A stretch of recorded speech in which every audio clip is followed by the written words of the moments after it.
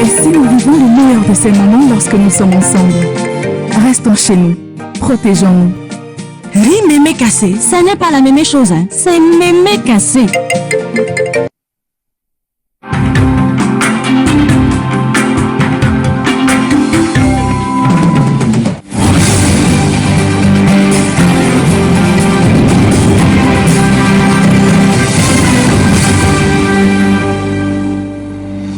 Bonsoir à tous. À la une de ce journal, un coup dur pour des professionnels de la santé au Cameroun. La polyclinique Marie-O a été mise sous scellé en plein cœur de la ville de Douala, accusée de violation de la réglementation en vigueur et atteinte à la morale publique. Le promoteur de cette polyclinique, le docteur Roger Ngoula, et d'autres médecins dénoncent sous cap des méthodes iniques exposant les tares du système de santé au Cameroun et causant de graves préjudices aux promoteurs de cette polyclinique et d'autres médecins qui se retrouvent en chômage. Vous suivrez dans ce journal la réaction d'un parlementaire, le député Jean-Michel Nitieux, qui critique l'attitude et la démarche du ministre de la Santé publique. 7 mois après le grand dialogue national au Cameroun, la recherche d'une paix définitive dans les régions en guerre se joue désormais sur la scène internationale. Après l'appel du pape François et du secrétaire général des Nations Unies, c'est la présidente de la Confédération suisse qui s'est entretenue avec le chef de l'État, entretien téléphonique au cours duquel elle a réitéré l'engagement suisse à trouver des solutions pour la crise dans les régions du nord-ouest et sud-ouest. Évocation d'un entretien au sommet de l'État, entretien téléphonique, les différents axes des interventions et de cet entretien, c'est à suivre au cœur de ce journal.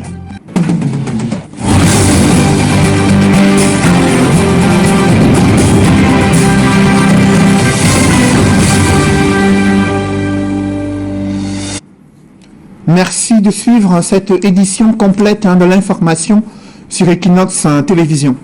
Cette grogne des agents communautaires de santé dans la région de l'Ouest, engagés dans la campagne de lutte contre la pandémie du coronavirus, ils se plaignent de ne pas avoir perçu leur prime depuis plusieurs semaines. Ils dénoncent la discrimination dans le traitement salarial et les conditions de travail intenables dans la région de l'Ouest. Ils s'expriment dans ce reportage que signe Leclerc Sakem.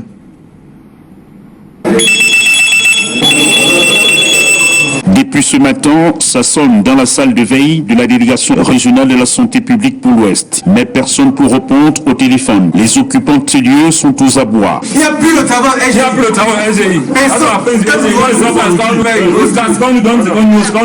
Ils sont les volontaires engagés dans le système de gestion des patients du Covid-19. Nous sommes là pour réclamer notre paiement.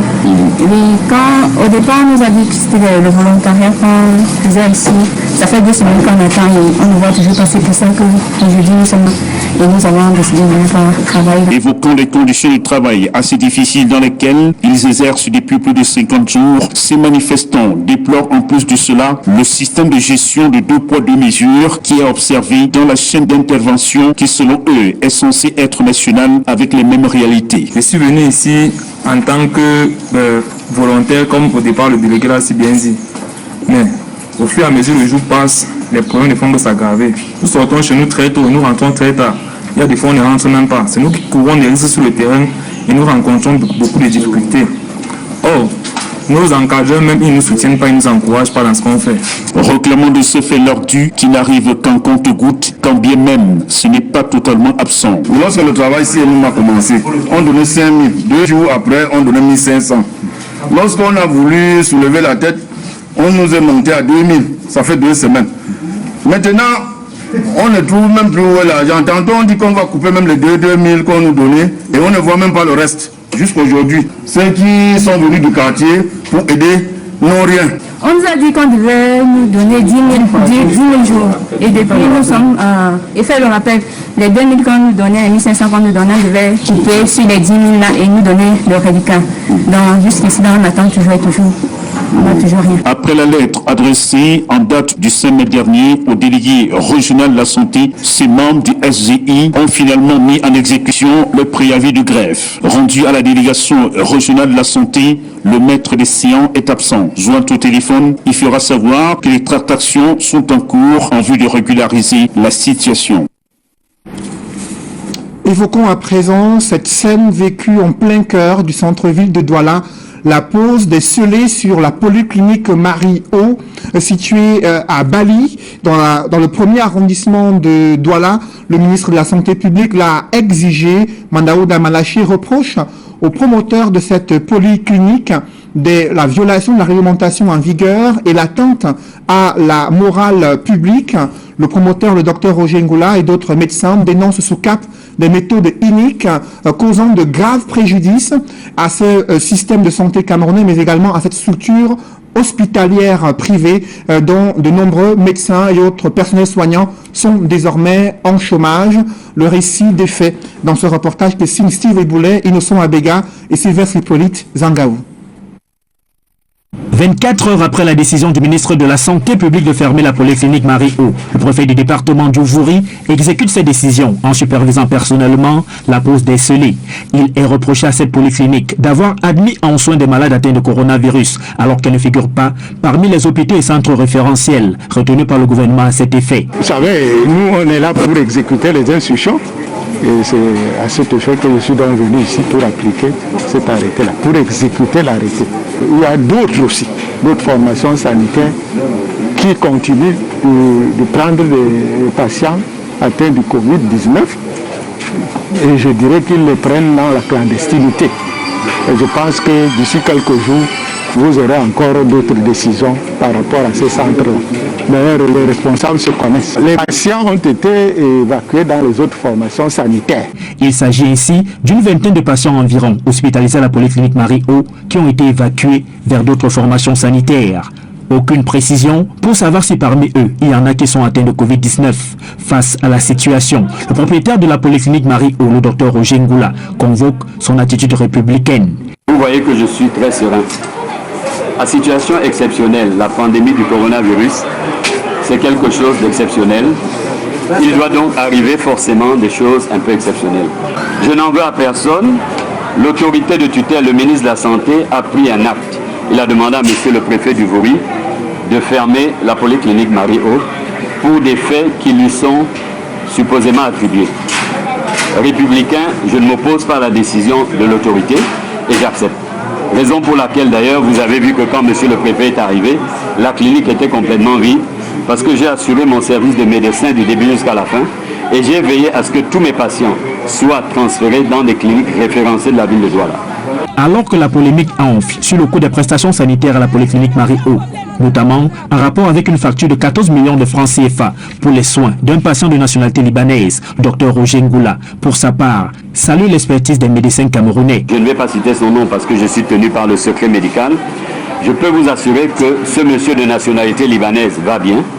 Il n'est pas atteint du Covid-19 et il vient d'être transféré à l'hôpital gynéco-obstétrique de Douala. La famille libanaise, les autorités libanaises, le consulat a payé l'entièreté de sa facture. Ils sont satisfaits de la qualité des soins. C'est pour moi l'occasion de dire ici que la médecine camerounaise est de très bon niveau. Parce que s'il n'y avait pas eu les aéroports fermés, cet expatrié aurait été rapatrié dans son pays sous prétexte qu'on ne peut pas soigner. Donc je dis bravo à l'équipe médicale de ma polyclinique. Je dis bravo aux médecins du secteur public qui, avec moi, ont essayé de trouver des solutions. Sur le décès lundi d'un patient atteint de coronavirus à la polyclinique Marie-O et la contestation de la famille arguant le contraire, le docteur Roger Ngoula affirme que la famille a choisi de manifester parce que la polyclinique a refusé d'être corrompue en signant un faux certificat de genre de mort qui aurait permis à la famille d'inhumer le défunt là où bon lui semble, s'exposant ainsi au risque de contamination. Le syndicat national des médecins du Cameroun, pour sa part, condamne le non-respect des procédures dans la fermeture de la polyclinique Marie-O. Autre réaction, c'est celle du député SDF Jean-Michel Mithieu qui s'oppose fermement à la décision de fermeture de cette formation sanitaire privée. Il dit non à la fermeture dans un communiqué. Il s'agit, selon Jean-Michel Nitieux, d'une forfaiture inconséquente au moment où le gouvernement prétend pourtant faire le maximum pour la mobilisation nationale dans le cadre de la lutte contre la pandémie du coronavirus. Cette décision de fermeture inexplicable doit être rapidement levée, s'exprime ainsi Jean-Michel Nitieux. C'est une injustice, un coup dur qui met à mal l'offre hospitalière ainsi que l'emploi dans un contexte actuel, sachant que l'offre hospitalière est déficitaire au Cameroun, avec un médecin pour près de 10 000 habitants. Avec la survenue de la pandémie du coronavirus, Jean-Michel Nitieux estime que la situation en termes de prise en charge des patients est encore plus fragile et ce sont une quinzaine, voire une vingtaine de médecins, spécialistes, infirmiers, stagiaires et autres personnels paramédical et des appareils médicaux de cette clinique qui vont être durement impactés. Fort de ce constat, le député Jean-Michel Nitieux estime que le ministre de la Santé publique vient d'engager la responsabilité de l'État dans l'aggravation du déficit de l'offre hospitalière au Cameroun, dans la ville de Douala et partant dans tout le pays. Plus grave, fait savoir Jean-Michel Nitieux, la déontologie impose pourtant au ministre de la Santé publique de saisir l'ordre des médecins en cas de problème concernant un de ses membres et la décision doit être prise après avis de la corporation pour n'avoir pas au préalable entendu la réaction de l'ordre des médecins du Cameroun à cette affaire et pour n'avoir manifesté aucune volonté de se renseigner auprès de son collaborateur, le délégué régional de la santé publique pour le littoral, le docteur Manaouda Malaché, a agi de façon cavalière, précise le député Jean-Michel Nitieux, qui note que ces multiples manquements graves dénotent une irresponsabilité et qu'il appelle à la démission de ce ministre, dont il note la légèreté et surtout son manque d'humanisme. Le docteur Manaouda Malaché n'est pas à sa place, s'indigne ainsi le député Jean-Michel Nitieux, président régional du SDF pour le littoral. Précisons que le docteur Manaouda Malaché, dans un tweet, a fait savoir que cette formation hospitalière privée a déjà été épinglée pour plusieurs autres cas.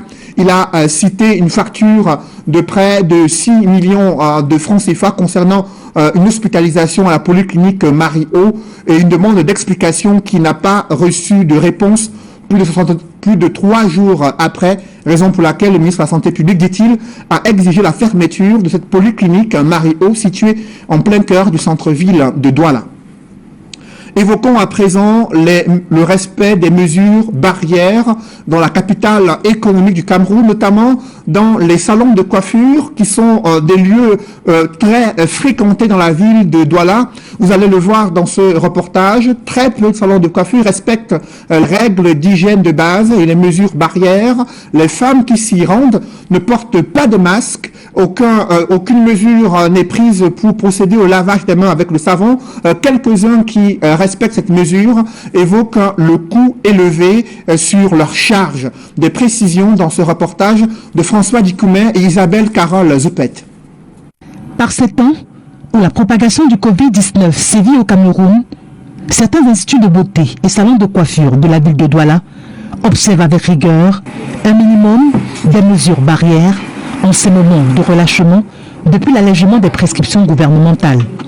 Dans quelques-uns de ces espaces de beauté que nous parcourons au quartier Aqua, le lavage des mains pour tous les clients est le préalable avant tout contact. On leur demande d'enlever leurs chaussures parce que nous on est un institut de beauté, on aimerait respecter les mesures d'hygiène vraiment au maximum. On leur donne des sandales désinfectées. Donc nous gardons notre masque, mais la cliente enlève son masque uniquement en cabine pour le soin visage ou bien juste le temps de l'épilation du menton. Nous quittons ces établissements isolés, cap sur le marché central de Douala, précisément au carrefour Anatole. C'est le lieu par excellence de l'activité de coiffure et soins esthétiques. Ici, pas un seul point de lavage des mains, encore moins le respect du port de masque de protection. La principale raison avancée, le manque de moyens financiers. C'est vraiment difficile. Parce qu'en ce qui concerne les mesures barrières, s'il faut les respecter, il faut de l'argent et il n'y a même pas un accompagnement gouvernemental. Donc tu vas acheter un gel douche peut-être à 2500, tu utilises 3 jours, c'est déjà fini. Tu ne gagnes même rien. Donc du coup c'est difficile vraiment. On ne peut pas laisser de chercher ce qu'on va manger parce qu'on va acheter peut-être un gel douche ou quoi que ce soit. C'est vraiment difficile. Non, on n'a pas de l'argent parce qu'il n'y a pas d'activité. On va prendre l'argent où? Il n'y a pas d'activité. Si l'État voulait notre bien, il devait sortir les masques et dispatcher aux Camerounais. quelque chose d'aussi simple. Le secteur coiffure du marché central de Douala n'est pas le seul espace où les mesures barrières sont presque bafouées. Le même constat est fait dans bien d'autres espaces marchands. Le coronavirus semble ne pas faire peur en ces lieux. Au regard de la panique qui est observée dans certaines prisons du Cameroun, le PNUD a décidé d'offrir du matériel anti-Covid. Ce matériel a été offert à la Commission des droits de l'homme afin qu'elle procède à la distribution dans les différentes prisons les plus sensibles. D'autres détails avec Joël Essengue et Guy Zogo. Du matériel anti-Covid-19 pour les prisons. C'est le don qui vient d'être fait à la Commission nationale des droits de l'homme et des libertés par le Programme des Nations Unies pour le développement PNUD à Yaoundé. Ces équipements sont composés de 18 800 cache-nez, 275 dispositifs de lavage de mains, 9 400 détergents, 315 cartons de savon, des combinaisons de protection, 3 500 gants en latex et 9 400 gels hydroalcooliques. 4 720 bouteilles de javel, 41 pulvérisateurs à dos, des sacs de chlore et des thermoflash. Destinés pour un début aux prisons situées dans 5 régions, à savoir le centre, le littoral, le nord-ouest et le sud-ouest et l'extrême nord, le PNUD n'exclut pas d'étendre son action dans les autres prisons. Ces équipements sont destinés au centre de détention de 5 régions. Avec le temps, nous allons voir comment aussi doter les autres régions si possible. Cette initiative, elle s'inscrit dans le cadre de notre mandat, de notre mission au niveau du PNUD des Nations Unies, qui est la promotion des droits humains.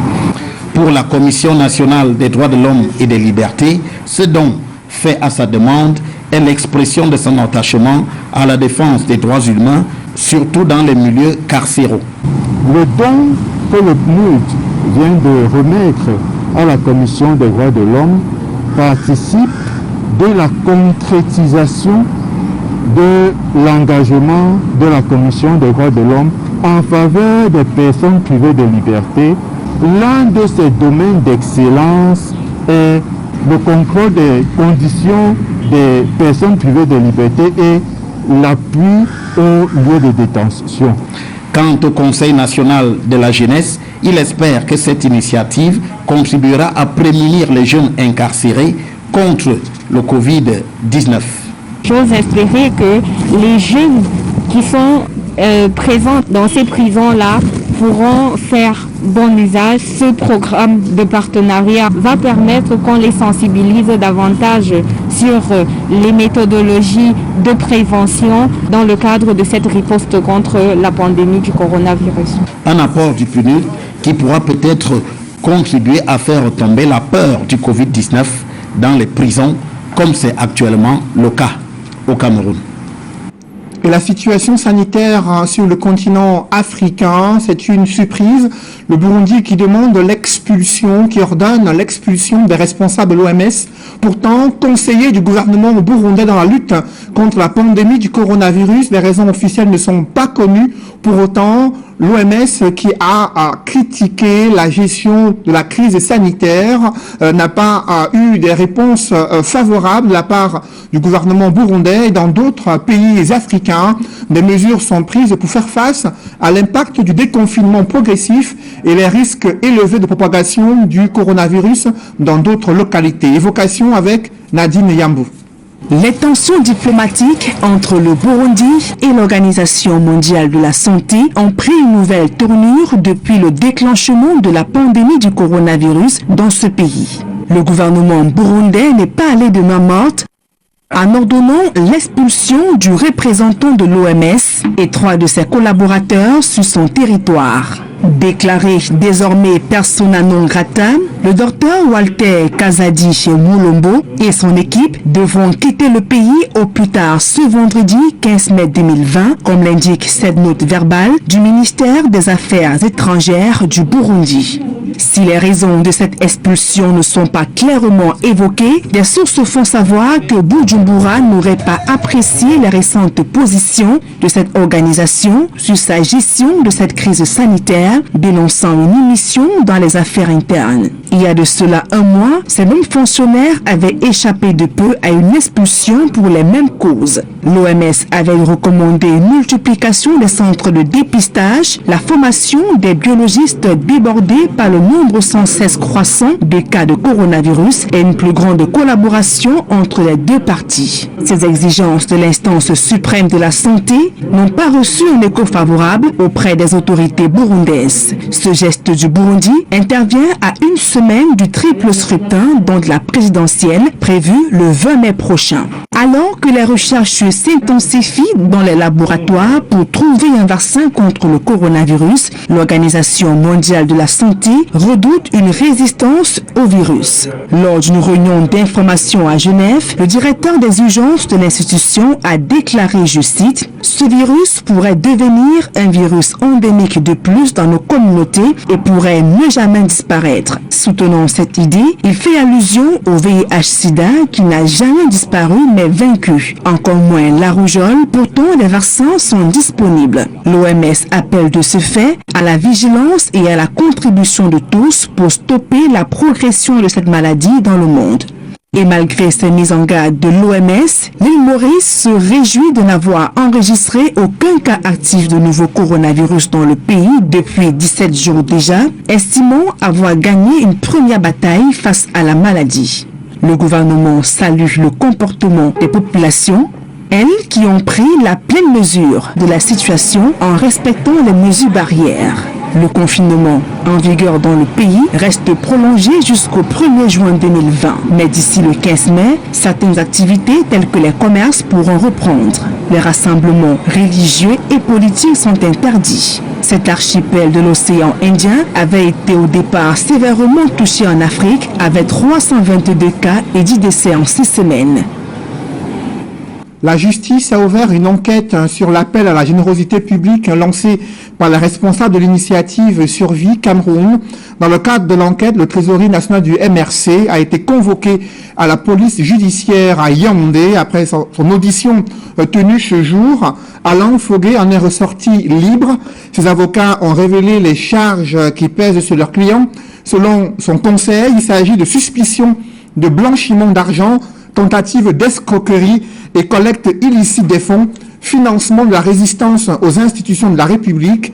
Maître Emmanuel Sim estime que tous ces points soulevés lors de l'audition de Alain Foguet ne renvoient à aucune infraction existante dans le code pénal. Selon l'avocat du trésorier national du MRC, l'initiative Suivi Cameroun n'a commis aucun crime. Notons que demain, vendredi, Christian Penda Ekoka, président du comité de gestion de cette initiative, doit lui aussi être auditionné à la police judiciaire à Yaoundé. Pendant ce temps, 6 autres humanitaires bénévoles ont été arrêtés durant la distribution des masques et gels hydroalcooliques alors qu'ils sont accusés, eux, de rébellion. Human Rights Watch considère que cette arrestation de 6 bénévoles met en évidence la volonté du gouvernement camerounais de réprimer tout effort entrepris par l'opposition, alimentant ainsi les divisions politiques. Selon Human Rights Watch, distribuer des masques gratuits à ceux qui en ont besoin, ce n'est pas de la rébellion et ça ne devrait certainement pas conduire à des incarcérations. Mais pour le gouvernement, il dénonce l'initiative lancée par Maurice Kamto qui, à ses yeux, viole les lois en vigueur au Cameroun. Évoquons à présent cette volonté du gouvernement d'aller vers la reconstruction des régions du nord-ouest et sud-ouest. Pourtant, la paix n'est toujours pas de retour dans plusieurs villes des régions anglophones. L'initiative mise en place par le chef de l'État fait le point sur les 9 milliards annoncés et qui doivent être débloqués pour la reconstruction de ces deux régions meurtries par 3 ans et demi de guerre fratricide. Des précisions dans ce reportage que signe Gizogo. La première réunion du comité de pilotage pour la reconstruction des régions du nord-ouest et du sud-ouest vient de se tenir à Yaoundé au premier ministère. Avec un budget de 36 milliards, cette instance annonce la mise en œuvre de son action en 3 composantes, à savoir la sensibilisation, la reconstruction des infrastructures de base et le relèvement économique. D'emblée, son coordonnateur rejette l'idée que ce plan de reconstruction ne puisse se déployer qu'avec la fin de la crise. Il n'est pas dit que le plan ne peut se déployer qu'à la fin de la crise. Le plan est une étape pour obtenir la paix totale.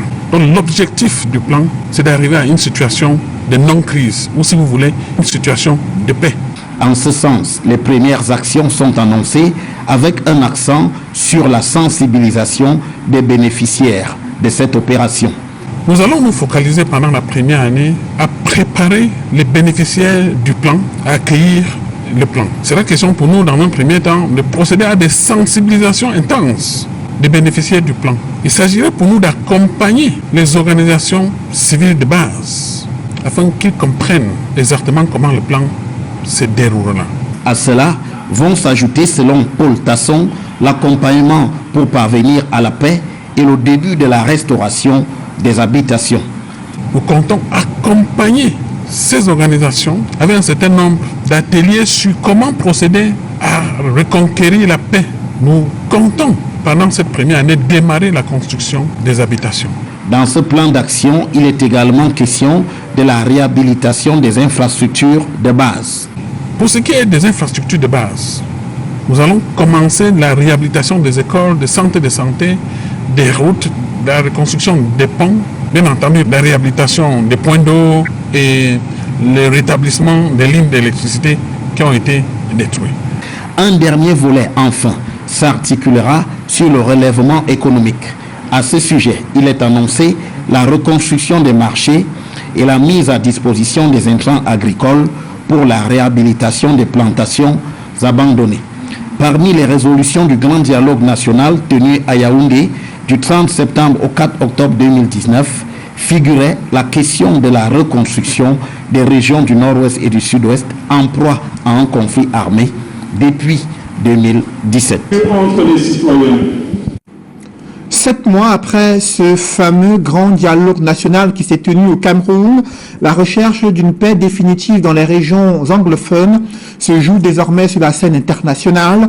Après l'appel du pape François et du secrétaire général des Nations Unies pour un accord de paix dans ces régions anglophones, c'est la présidente de la Confédération suisse, Simonetta Sommaruga, qui a réitéré à Paul Biya l'engagement de son pays, la Suisse, à trouver des solutions afin que cessent les hostilités dans les régions du nord-ouest et sud-ouest au Cameroun.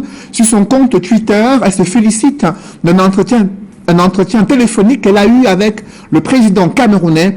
Les deux personnalités ont également évoqué la coopération sanitaire et humanitaire au Cameroun. Et où en est-on avec l'unité nationale? À une semaine de la célébration de cette unité, les Camerounais ont un autre regard sur la cohésion nationale et cette unité fragilisée par 3 ans et demi de guerre dans les régions du nord-ouest et sud-ouest, des crises post-électorales et des bras de fer entre leaders politiques sur fond de tribalisation du débat sur la scène publique, des Camerounais ordinaires qui posent un regard sur cette unité nationale tout en évoquant cet art et expriment leur espoir dans ce reportage que signe Kediara.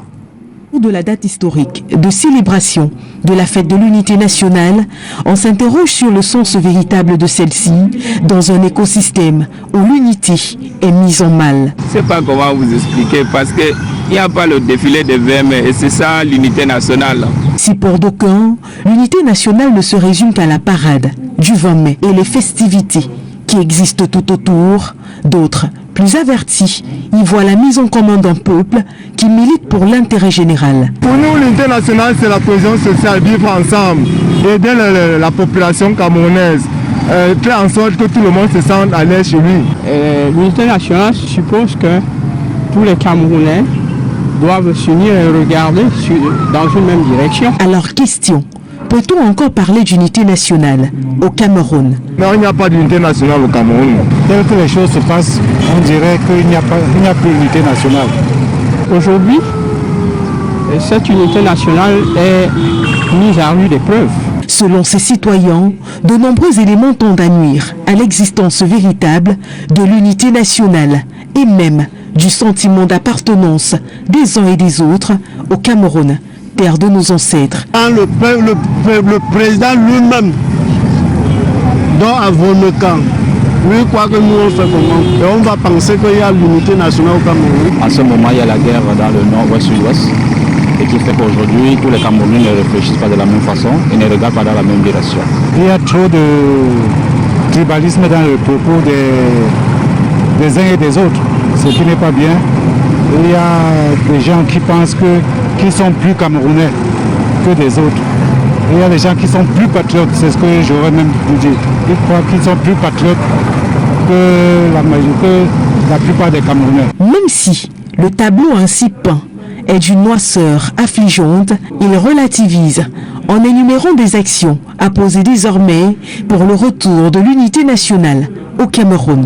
D'éviter de cibler les gens inutilement, c'est la première chose. La deuxième chose que je peux dire, c'est de faire en sorte que le Camerounais, du nord au sud ou de l'est à l'ouest, soit fier d'être dans le territoire camerounais. Qu'il ne soit pas lésé pour un motif ou pour un autre. À ces dernières, il faut rajouter la résolution des différentes crises qui perdurent et donc fragilisent le sentiment d'appartenance, la répartition équitable de ce que beaucoup appellent le gâteau national, mais surtout la réduction de la fracture sociale qui éloigne le Camerounais lambda de son frère. Évoquons à présent les employés du MAT Génie à l'école de l'éducation ouvrière et la pratique syndicale. Un séminaire de formation vient de se tenir à Douala pour outiller le personnel de l'agence commerciale MAT Génie du littoral.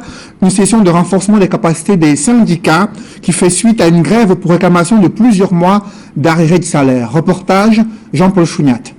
À l'issue de la grève du 27 avril dernier, à l'agence commerciale MAT Génie du littoral, le top management de l'entreprise et le préfet du Vouri viennent mettre les points sur les i avec des employés grévistes qui entendaient par son mouvement d'humeur réclamer des mois d'arriérés de salaire. Ce picot de grève a été planté ici le 27 avril à 9h, alors que les employés, les délégués du personnel et les représentants de la direction générale avaient rendez-vous à 11h30 chez le délégué du travail. Selon la Confédération syndicale des travailleurs du Cameroun, ces employés ont agi dans l'ignorance de la loi. Constat qui a inspiré la direction générale du MAT Génie à organiser un séminaire de formation du personnel de l'agence commerciale de Douala en études ouvrières et pratiques syndicales. They have to reclaim their rights, but we have to educate them to follow the right procedures. We have to implant social dialogue within the company, because when there is social dialogue between the workers and the top management, we can at least come to a consensus to see that some of these problems are being handled at the level of the company. Présidé par le préfet du Vouri, l'autorité administrative a appelé ses employés à plus de responsabilités dans leurs revendications. Il ne faut pas toujours penser que d'un côté il y a les dirigeants et de l'autre les ouvriers qui eux subissent. Non, nous sommes ici dans un cadre de collaboration à travers ce séminaire. Les employés vont recevoir des informations qui doivent faire en sorte que le MAT Génie se porte bien.